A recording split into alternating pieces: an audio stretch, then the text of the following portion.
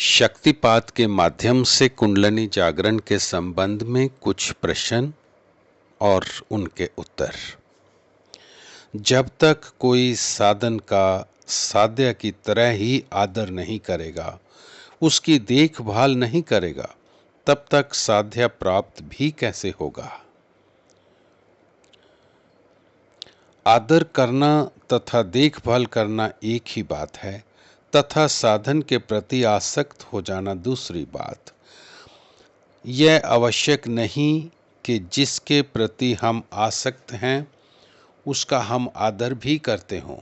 सच्चा साधक साधन का आदर करता है किंतु आसक्त नहीं हो जाता। यह समर्पण भाव पुष्ट हुए बिना संभव नहीं। अगला प्रश्न, यदि साधक समर्पण भाव के प्रति आसक्त हो जाए तो वह समर्पण नहीं रह जाएगा। सामर्थ्यवान योगी के लिए प्रकृति के पांचों तत्व उसके अनुकूल हो जाते हैं।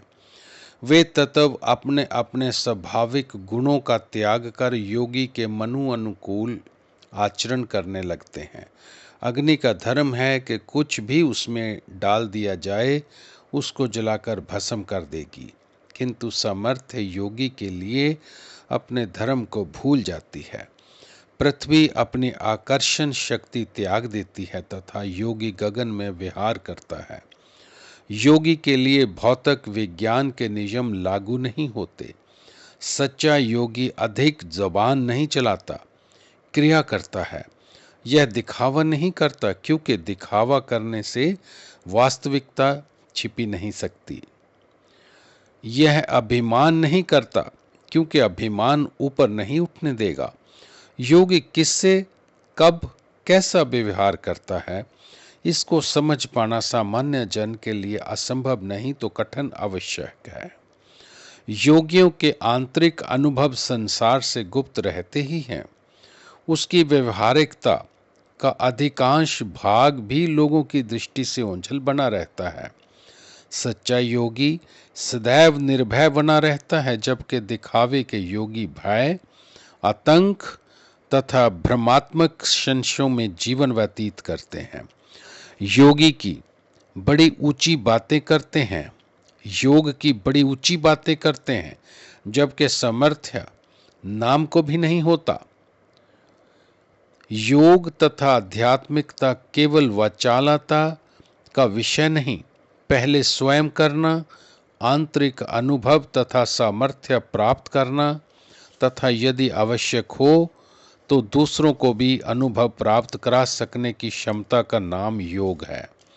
इसके लिए दीर्घकालीन कठिन साधना, उत्कृष्ट वैराग्य, सेवा तथा समर्पण भाव एवं सहनशीलता, गुरु शक्ति की कृपा तथा मन की निर्मलता की आवश्यकता है।